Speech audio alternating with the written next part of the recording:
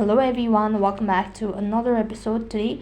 In this video, I'll be showing you how you can hide one friend on Facebook.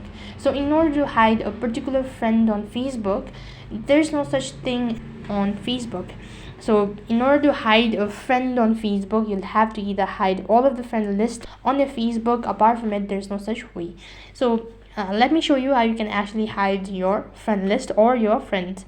So in order to hide it, tap the try bar icon, go to settings, and here you need to scroll down and head over to audience and visibility. So in order to hide it, you'll have to go to followers and public content, and here you'll need to select who can see your followers on your timeline. You'll have to tap on it and make sure that you enable only me. Once you do that, it's going to be private and only you yourself will be able to see your friend list on Facebook.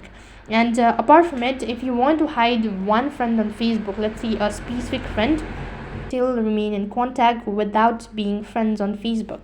So in order to do that, you have to tap the search bar, and let's say that this is the particular contact that I'm not friends with.